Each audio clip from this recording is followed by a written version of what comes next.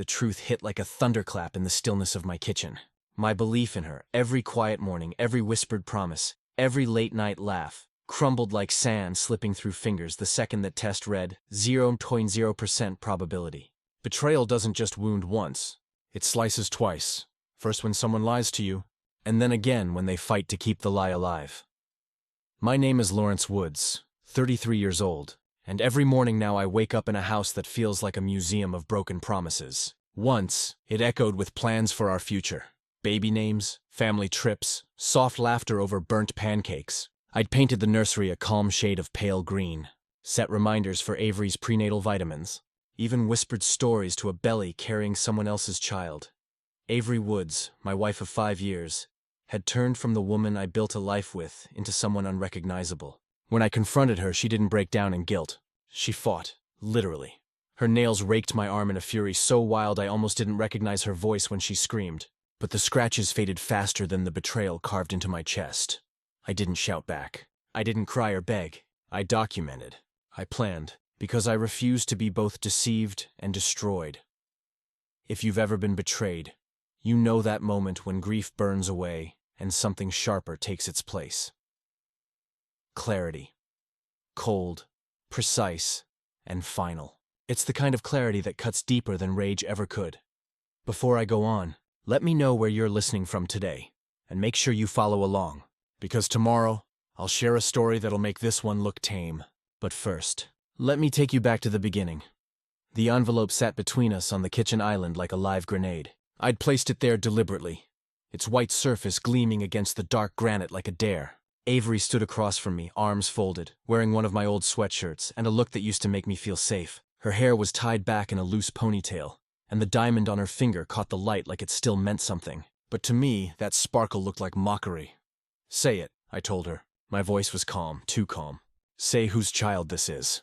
Her eyes darted from the envelope to me. "Yours," she said smoothly. "It's your baby, Lawrence."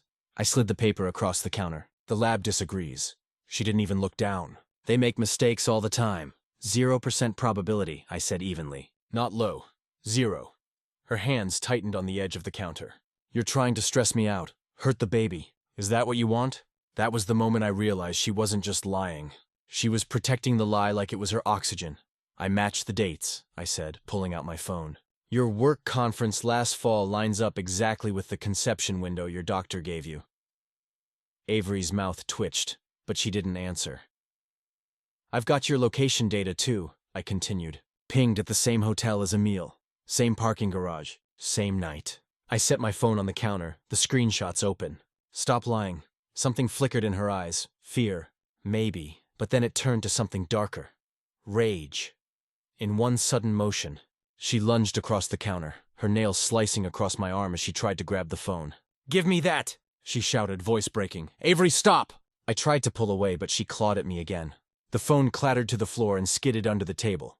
"You will not leave me," she hissed, panting hard. "And you will not humiliate me like this." I felt my pulse pounding in my ears. This wasn't the woman I'd married. It was someone wearing her skin. "I'm not leaving you," I said quietly, grabbing my keys from the counter. "I'm evicting you from my life." That did it. She shoved me hard. My back slammed into the counter edge, pain shooting up my spine, but I didn't move toward her again. I stepped back, grabbed my cracked phone from the floor, and dialed 911. Her face went pale. "Lawrence, don't." "Too late," I said, as the dispatcher answered. 15 minutes later, 2 officers arrived, a man and a woman. They separated us, photographed my arm, documented the scene. Officer Rodriguez, the woman, looked at me with quiet understanding. "You should consider filing for a protective order," she said. "These things escalate fast." Across the room, Avery had already switched into her next performance. Tears streamed down her cheeks as she painted herself the victim. The fragile, pregnant wife blindsided by a cruel husband's accusations. When the officers finished, I asked, "She can't stay here tonight, right?" They nodded, Avery packed in silence. The air between us felt like a live wire. I called her brother to pick her up, but he didn't answer. That's when she finally spoke. "I already called Emil," she said softly, eyes fixed on her suitcase. "He's coming." Emil, not her brother, her co-worker, the same man from the hotel. Half an hour later, headlights swept across the living room. Emil stepped out of his car, jaw set, fists clenched. He looked at me like a man who'd already decided he was the hero of this story. "You're going to pay for this," he said quietly. "No," I replied, calm as stone. "I'm done paying for both of you." I watched them drive away, taillights fading into the night, until all that was left was silence, and the sound of my own heartbeat in the dark. Inside, the house felt hollow, like it was holding its breath. On the table sat the temporary protective order Officer Rodriguez had left. Tomorrow I'd need to make it official. Tomorrow I'd call a lawyer. But that night, I just sat in the stillness, feeling the weight of a life that wasn't real anymore.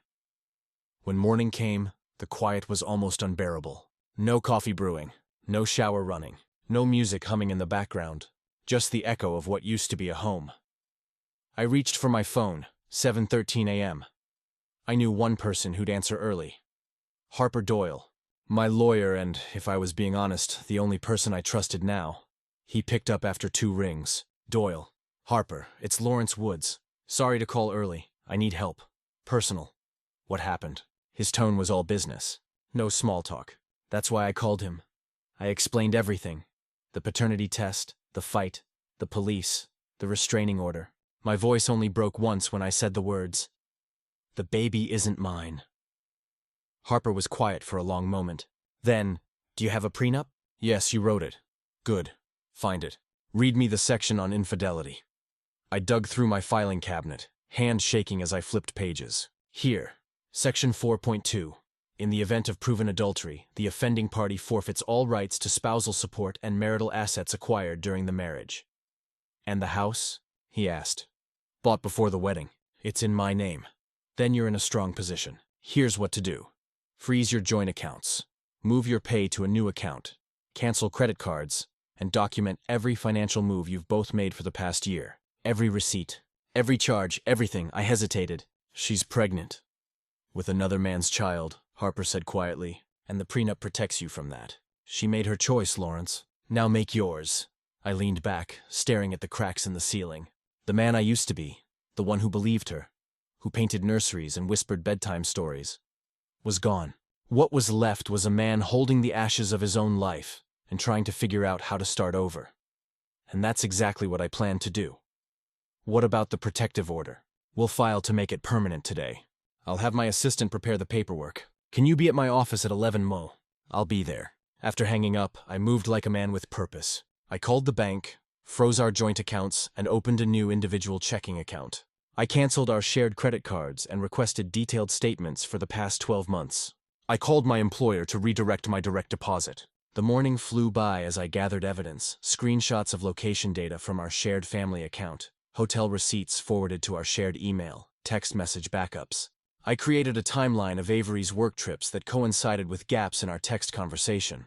Around noon, I stepped into the backyard to clear my head. The spring air was warm, flowers pushing up through the soil in the garden beds Avery had planted, but rarely tended. "Lawrence," Mrs. Fernandez called from over the fence. She was in her late 60s, a widow who had lived next door since before we bought the house. "I saw the police cars last night. Is everything all right?" I hesitated, then decided the truth would come out eventually. "Avery and I are separating. Things got heated last night." Mrs. Fernandez nodded slowly. "I heard the shouting. Not for the first time either. This surprised me." "You've heard us arguing before?" "Not you," she clarified her. "Sometimes when you were away on jobs, that young man's car would be parked out front. The dark-haired one with the sporty car." "Emile," my stomach tightened. "Mrs. Fernandez, would you be willing to write down what you've seen and heard? It might help my case." She straightened her shoulders. "Of course, that girl has been taking advantage of you for too long." By evening, I had a folder of evidence and Mrs. Fernandez's handwritten statement. I was just heating up leftover pasta when the doorbell rang. A courier stood on my porch with a manila envelope. "Lawrence Woods, that's me. Legal service." He handed me the envelope and walked away. Inside were court papers filed by someone named Caroline Mercer, attorney at law, on behalf of Avery Woods. The allegations made my blood run cold. Emotional abuse, financial control, and aggressive behavior threatening her pregnancy. She was requesting temporary spousal support, exclusive use of our home, and a restraining order against me. I sank into a kitchen chair. Paper spread before me. The house's silence seemed to mock me now. Avery had wasted no time twisting everything around, painting herself as the victim. She was going to drag this through court, make it as messy and painful as possible. The paternity test sat among the scattered papers, indisputable evidence of her betrayal. But would it be enough? I sat rigidly in the courtroom, eyes fixed forward. The wooden bench felt hard beneath me, but I barely noticed. Harper sat beside me, calm and collected in his charcoal suit, legal papers arranged in precise stacks before him. Across the aisle, Avery perched like a wounded bird, her attorney whispering in her ear. She dressed differently than I was used to seeing her.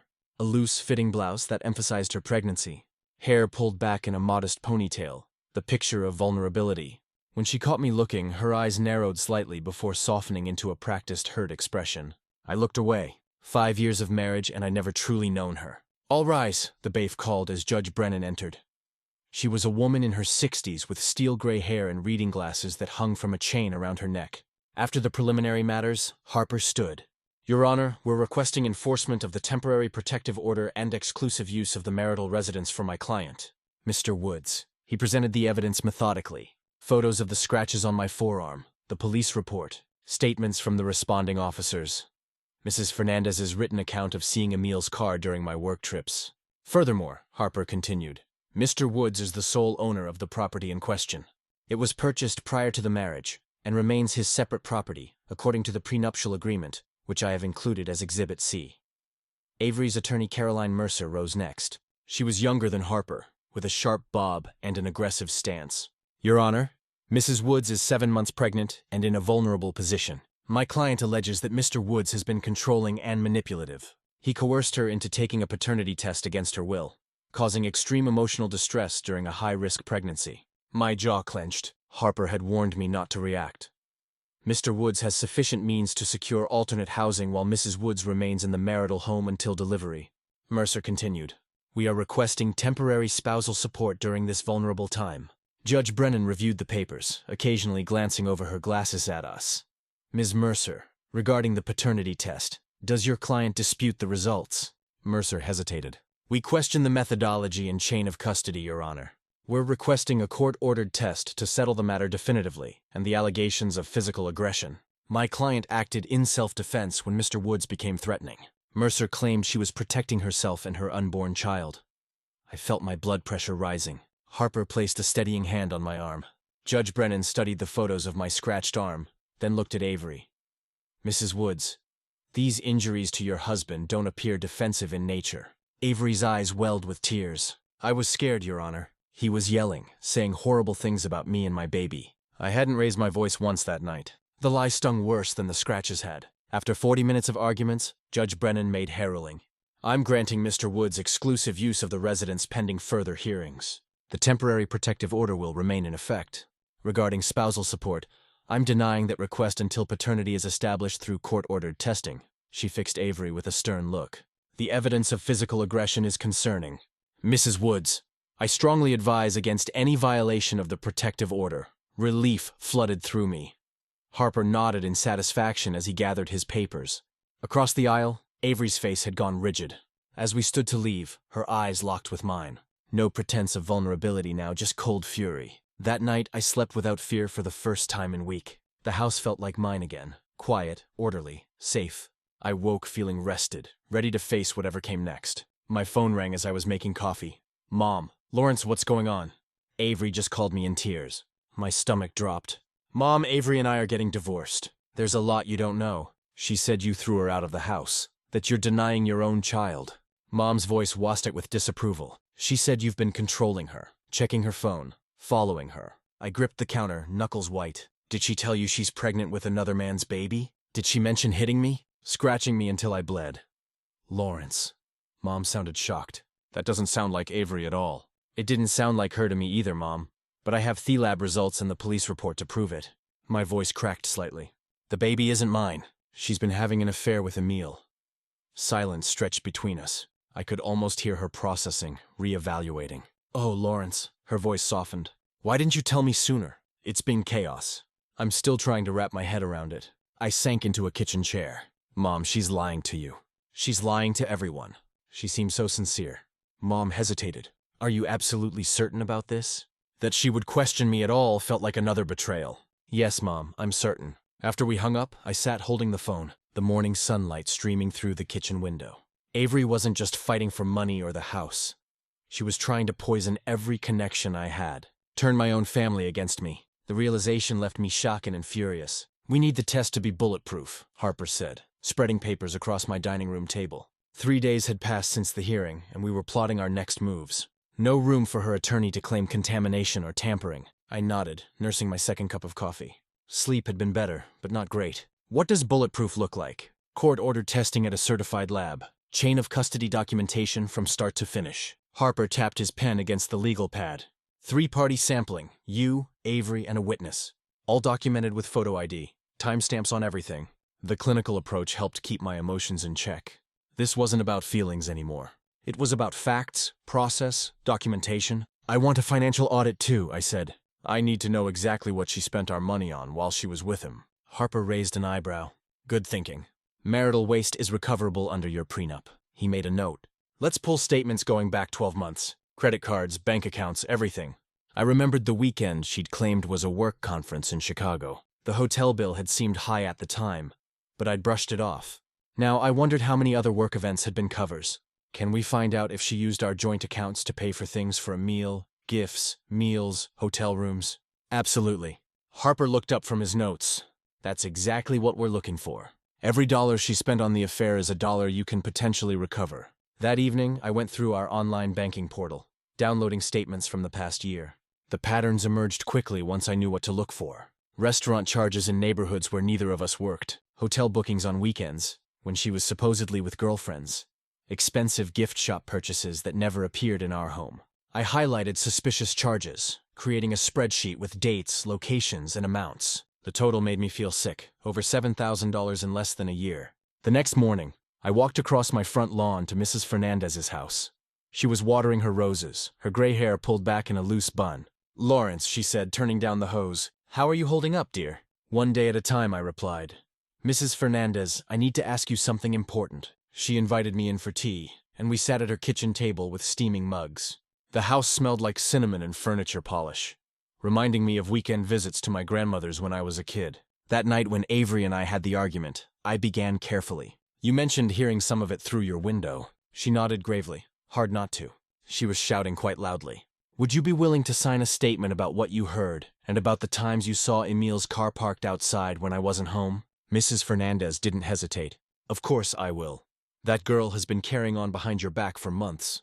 I should have said something sooner. My throat tightened. "You're saying this wasn't a one-time thing?" "Oh no. That red sports car would be here within 20 minutes of you leaving for work trips, sometimes overnight." She reached across the table and patted my hand. "I'm sorry, Lawrence. I thought maybe you had an arrangement. People do these days." "No arrangement," I said quietly. "Just betrayal." Mrs. Fernandez signed the affidavit Harper had prepared, her handwriting neat and precise. Her matter-of-fact testimony would be powerful, an unbiased witness with no stake in our divorce. 2 days later, the judge scheduled the court-ordered paternity test for the following week. Harper called with the news. Tuesday at 9 a.m., he said, "Both of you will be there along with court personnel to witness and document. No wiggle room." I felt a weight lift. Once we have those results officially on record, she can't keep playing games about support. Right, correct. If the test confirms what we already know, her leverage evaporates. For the first time in weeks, I allowed myself a sliver of optimism. That feeling lasted exactly 4 hours. I was checking our accounts again, when I noticed something alarming. An old joint savings account we'd opened years ago, but rarely used, had been nearly emptied. The balance had gone from $3,016 to $1.27 overnight. My hands shook as I pulled up the transaction details. A single withdrawal made yesterday afternoon. Avery had walked into the bank and taken everything. I slammed my laptop shut, fury boiling through me. The money itself wasn't life-changing, but the vindictiveness of the act burned. She knew she was losing, so she was grabbing whatever she could on her way down. In the quiet of my house, I walked to the window and looked out at the darkening street. No more giving ground. No more surprises. No more letting her control the narrative. Not another inch, I whispered to myself. Not one more damn inch. I knew emails could be faked, phone calls could be denied, but a face-to-face encounter with witnesses that was bulletproof. Harper had connected me with a buddy who owned a small contracting company. He provided a burner phone and company paperwork. Nothing illegal, just smart. The plan was simple but effective. Trap Emil with his own words. Standing in my kitchen the next morning, I composed the text carefully. "Hi, this is Mark from Superior Contracting. Need to confirm appointment for repairs at the Oakwood condo tomorrow at 2 p.m. Please reply to confirm." I hit send and waited. 3 minutes later, the phone buzzed. Yes, we'll be there. Avery and I both. My heart raced. I hadn't even mentioned Aver's name. Emil had just confirmed they were together in writing. I sent Tony more. Great, do you need the entry code again? No, came the reply. We've been using it for months. Months. I took a screenshot, my hand steady despite the anger churning inside me. The next day, I parked my car across from the modest condo building in a neighborhood 20 minutes from our house. I wore a baseball cap pulled low and sunglasses, sitting behind the wheel with a coffee I wasn't drinking. At 1:55, Emil's red sports car pulled into the visitor's lot. Avery was in the passenger seat, her profile visible as they walked toward the building entrance. I waited 5 minutes, then walked in through the side door, phone recording in my pocket. The contracting company's actual employee, Jose, was already there with his clipboard, looking official in his work shirt. When I stepped into the conduit, Emil was complaining loudly. This is the third time I've had to cover for her husband. I'm getting tired of playing the middleman here. Jose nodded sympathetically. Sounds complicated, man. You have no idea, Emil continued, not noticing me hanging back in the hallway. And now with the baby situation, I'm not looking to be on the hook for a kid. You know, that wasn't the deal. Emil, Avery hissed, finally spotting me. Shut up. The look on his face when he turned was worth every second of pain I'd endured. Shock, then recognition, then barely controlled rage. What the hell is this? He demanded. Just some paperwork, I said calmly, stepping forward. Jose needs a signature for the repair authorization. Jose, playing his part perfectly, held out the clipboard. Just need to confirm who's responsible for the property and authorizing work. Emil glanced at Avery, who had gone pale. Sign it, she whispered. Just sign it so we can get out of here. Emil scribbled his signature angrily, complete with his full name and date. The document clearly stated he was claiming responsibility for the property. You set this up, he said, jabbing a finger toward me. You think you're so clever? I didn't smile. I don't need to be clever when you've been this careless. Avery grabbed his arm. Let's go now. As they pushed past me, Emil bumped my shoulder hard. This changes nothing, he growled, but it changed everything and we both knew it. That evening, I sat in Harper's office playing the recording. His face remained professional, but I could see the satisfaction in his eyes. This is exactly what we needed, he said, pausing the playback. Not looking to be on the hook for a kid is a clear admission. And we have him signing a document claiming responsibility for a property he's been using for the affair. Will it hold up? I asked with the signed work order, his text messages, and this audio. Absolutely. He's placing himself at the scene of the affair and acknowledging the child's situation. Harper leaned back in his chair. The judge will have a field day with this. Later that night, I stood in the doorway of what should have been the nursery. I'd spent weekends painting these walls a soft green, assembling furniture, dreaming of a future that was never going to exist. My fingers traced the border of woodland animals I'd carefully applied. Foxes, rabbits, and bears that would never watch over my child. The moonlight cast long shadows across the empty crib. This room represented everything they'd stolen from me. Not just trust, but possibilities. Futures. In the darkness, I made myself a promise. This wouldn't end with me broken and them walking away. Emil, who once smiled from my driveway while threatening me, had handed me the key to his downfall. Avery, who thought she could lie her way into security, would learn that truth always surfaces. I wouldn't rage or shout or become the villain in their story. Justice would be cold, precise, and absolutely binding. They'd built this trap themselves, brick by brick, lie by lie. All I had to do was close the door. Harper spread the files across the conference table like a general mapping battle positions. Each document was labeled, tabbed, and placed in logical sequence. Let's run through it one more time, he said, tapping the first folder. We start with the police report from the night of the confrontation and the photos of your injuries. I nodded, rubbing my forearm where the scratches had long since healed, but the memory remained. Then, Mrs. Fernandez's affidavit confirming the pattern of Emil's visits and what she witnessed that night. Harper moved his hand to the next file. Financial records showing the hotel charges, gifts, and what we're classifying as marital waste. And the recordings, I asked, we save those for last. The doorbell camera footage first. Then Emil's admission about not wanting to be on the hook for the child. I want the judge to see the full picture before we play the smoking gun. I took a deep breath. And the lab results? Harper patted the sealed envelope at the top of the stack. Court-ordered paternity test with full chain of custody. 0% probability of paternity, authenticated and incontestable. Something inside me settled at those words. It wasn't relief exactly, more like the quiet certainty that comes when you finally stop running from the truth. The morning of the hearing, I dressed in a navy suit that hung a little looser than it had 6 months ago. Stress and sleepless nights had trimmed me down, I smoothed my tie in the mirror, remembering how Avery used to straighten it for me before important meetings. The memory didn't hurt like it once did. It just felt distant, like watching someone else's life through glass. You ready for this? Harper asked as we walked up the courthouse steps. More than ready, I replied. Let's finish it. Inside, the courtroom was sterile and quiet. Avery sat with her attorney, a woman in a severe gray suit who whispered urgently in her ear. Avery had lost weight, too. Her pregnancy now prominently visible beneath a conservative maternity dress. Emile slouched in the back row, arms crossed defensively. When the judge entered, a thin woman with silver-rimmed glasses and a no-nonsense expression, the room stilled. Your Honor, Harper began after preliminaries, this case presents a straightforward application of the parties' prenuptial agreement which explicitly addresses the current circumstances. He methodically worked through our evidence, the police report, Mrs. Fernandez's statement about the pattern of visits while I was working, the credit card statements showing thousands spent on hotels and gifts during Avery's supposed work conferences. Throughout the presentation, Avery stared at the table, her fingers working nervously at a tissue that gradually shredded into confetti.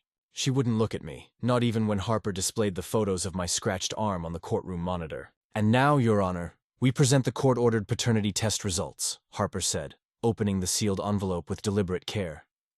The judge reviewed the document, her expression unchanging. 0% probability of paternity, she noted aloud. It was only when Harper played the recording of Emil that Avery finally looked up. Emile's voice filled the courtroom. I'm not looking to be on the hook for a kid, you know. That wasn't the deal. Emile dropped his head into his hands. Avery's face drained of color. When the recording ended, the courtroom fell silent. The judge removed her glasses, cleaning them methodically while everyone waited. Avery suddenly turned to me, her eyes wet with desperation. Lawrence, she whispered urgently, leaning across the aisle between us. We can fix this. Please, we can work through this together. I didn't whisper back. I made sure my voice carried. You put your hands on me and tried to make me raise another man's child. I'm not your fix. The judge replaced her glasses. I've heard enough. The prenuptial agreement will be enforced in full. No spousal support is awarded to Mrs. Woods as the infidelity clause has been clearly triggered. The protective order is granted for 12 months. Additionally, Mrs. Woods is ordered to reimburse marital funds used in furtherance of the affair totaling $16,287. She looked directly at Emile. Mr. Emile, while you are not a party to this divorce, you should be aware that my findings today will be relevant to any future paternity action. The court has established clear evidence of your paternity. Avery clutched her purse, the designer one I'd bought for her birthday last year, so tightly her knuckles whitened. Her attorney whispered, something that made her shoulders slump further. When she stood to leave, her legs seemed unsteady. Emile finally rose from his seat in the back, his face a mask of resentment as he silently escorted her from the courtroom, neither of them looking back. Harper gathered our documents. Congratulations, he said quietly. It's over. But watching them walk away, I knew it wasn't over for them. It was just beginning. 3 weeks later, I stood in the doorway of what used to be the nursery, holding a paintbrush and a small can of primer. The pale yellow walls, the color we'd chosen together during happier times, would soon disappear under fresh coats of a neutral gray. The crib I'd assembled with such care was already disassembled and waiting by the curb for a charity pickup. I'd spent the morning filling boxes with Avery's things, clothes folded neatly, shoes spared up, jewelry sorted. I wasn't being kind. I was being thorough. Each item represented a piece of the lie I was finally putting behind me. Her designer dresses, the ones I'd complimented her in, the perfume I'd given her for our anniversary, all boxed up for donation, except for a few higher-end pieces Harper suggested I sell to offset some of the financial damage. The house felt different now, lighter somehow, even with the boxes stacked in the living room. I ran my hand along the freshly dusted shelves in the hallway, remembering how I used to straighten the picture frames every morning while Avery slept in. Now those frames held different photos. Just me with my mother, with friends. Landscapes from hiking trips I'd taken before marriage. The landline rang, cutting through my thoughts. Only a handful of people had that number anymore. Lawrence, it's Mom. Hey, Lucia, I said, setting down the paintbrush. How are you? I should be asking you that question, she said. Her voice sounded clearer than it had in months, free of the worry that had edged it since all this began. How's the house coming along? Almost done clearing everything out, I told her. Starting on the nursery today. There was a brief pause. Are you okay with that? I could come help, you know. I'm good, I said and meant it. It needs to be done. We chatted for a while about neutral things. Her garden, a new recipe she'd tried, the weather turning warmer. Then her voice softened. I'm proud of you, Lawrence. Standing your ground like that, not letting them walk all over you. It couldn't have been easy. I leaned against the wall, feeling something tight in my chest loosen slightly. Thanks, Mom. That means a lot. I ran into Sandra at the grocery store yesterday, she continued, and I knew what was coming. My mother had never been able to resist sharing town gossip.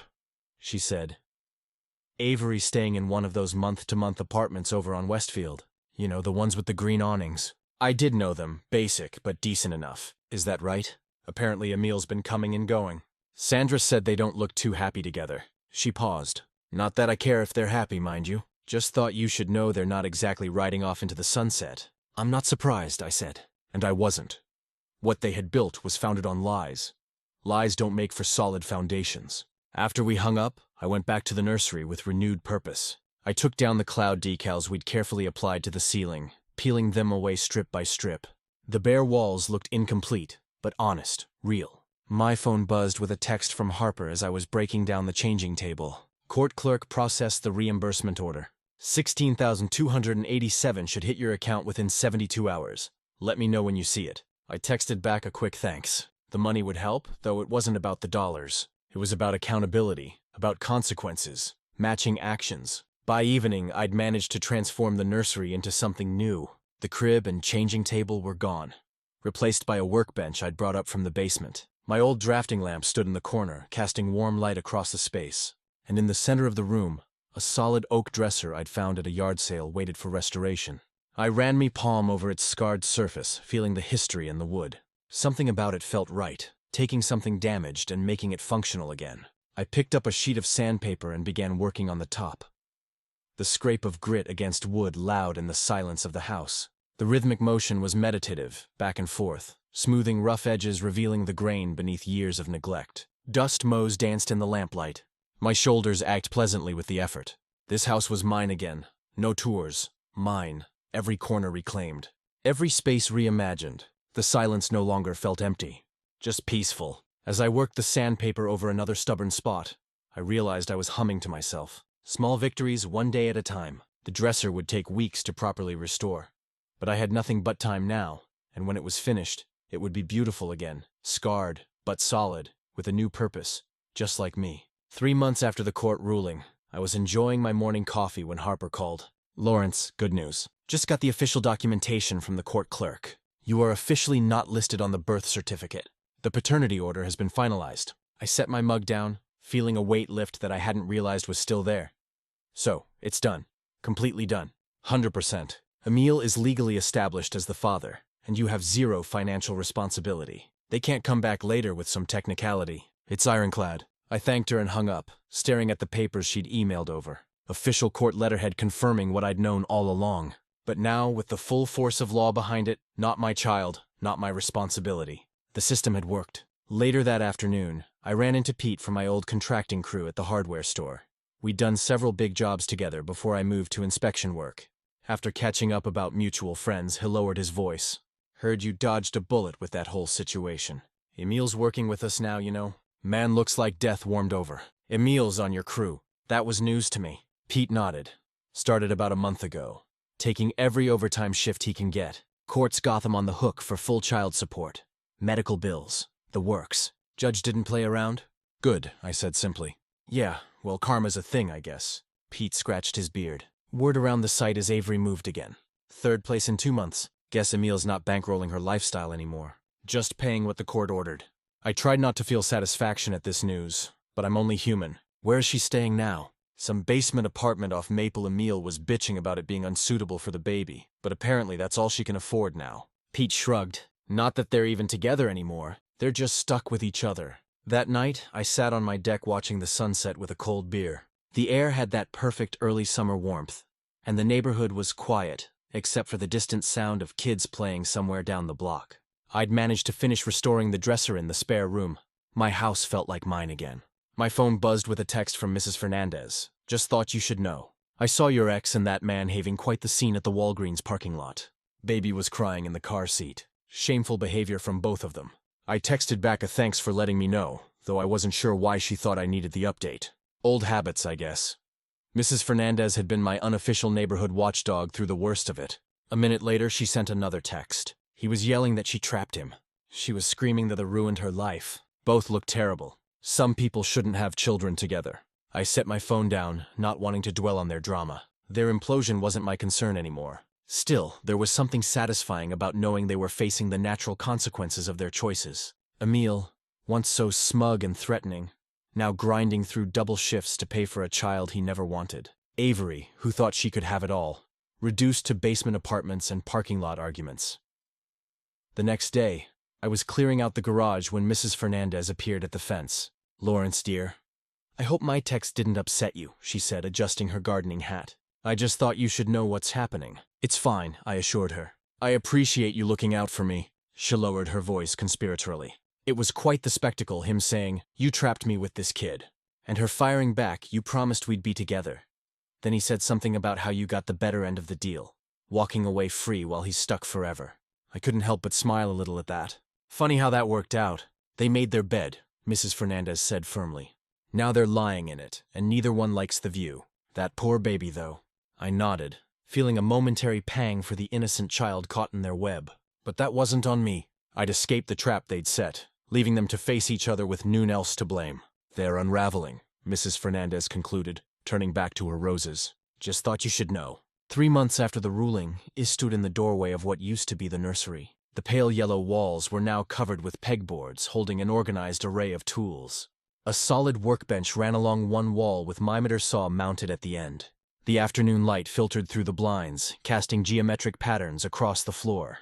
It was quiet. Not the hollow, aching quiet from before, but the peaceful kind that meant I was exactly where I needed to be. I ran my hand along the workbench, feeling the smooth finish I'd applied last weekend. There was something healing about working with my hands, measuring twice, cutting once, turning raw materials into something useful, something that would last. The coffee maker in the kitchen beeped, and I went to pour myself a cup. Sunday mornings had a different rhythm now. No walking on eggshells, no calculating Avery's mood, just the simple pleasure of coffee and silence. I picked up my phone and called my mother. "Lawrence," Lucia answered, her voice warm. "I was just thinking about good thoughts, I hope." "Always," she laughed. "How's the workbench coming along?" "Finished. I'm thinking about building some shelves, maybe a cabinet for the living room." "Look at you, turning into a regular craftsman," pride colored her voice. "Your grandfather would have loved to see this." I remembered how he'd let me help in his workshop when I was a kid. The smell of sawdust and varnish, the careful measurements, the patience. Yeah, he would have. "And how are you feeling?" "Really feeling?" I took a sip of coffee, considering good, quiet, at peace. "Peace is better than noise, my boy. Always has been." We talked about their garden, about my work, about nothing in particular. When I hung up, I felt that warmth that comes from knowing you're loved without conditions. The town was small enough that news traveled, even when you weren't looking for it. Pete from the construction site had mentioned seeing Avery last week at the grocery store, looking exhausted and thin with the baby strapped to her chest. The baby lived with her now, a little girl, I'd heard. But Emile was the one shouldering the financial burden, child support, medical bills, everything the court had ordered. He also had mandated parenting time, weekends mostly, that everyone knew here scented. Their so-called love story hadn't survived reality. What started as an affair had rotted into mutual bitterness. They weren't a couple anymore, just two people bound by consequence, each blaming the other for their situation. According to Mrs. Fernandez, who somehow always knew everything, they could barely stand to be in the same room during handoffs. Avery would accuse Emile of not caring enough about their daughter. Emile would remind her that he never wanted to be a father in the first place. Round and round they went, their arguments a constant reminder of the choices they'd made. My phone buzzed with a text from my mother. Avery just called me again. Isageddon typed back. What did she want? The same. To tell me how hard things are for her, how lonely she is, how she made a mistake. This wasn't the first time.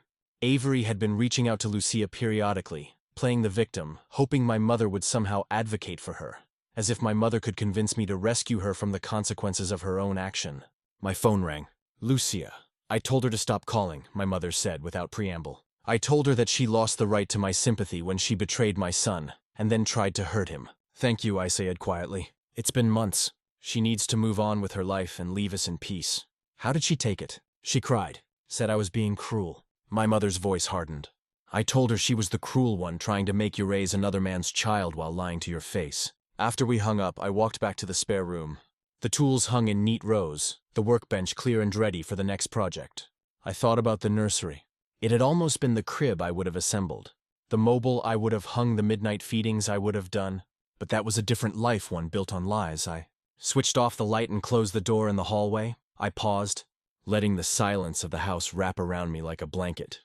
This was my peace, hard one, but mine. I didn't get revenge by shouting louder or hitting harder. I won by standing my ground, by being exact, by letting the truth do its work. I left Avery with nothing I owed her, and I left Emil with everything he tried to avoid. She lost her comfortable life, and he gained 18 years of responsibility he never wanted. That's justice. That's peace.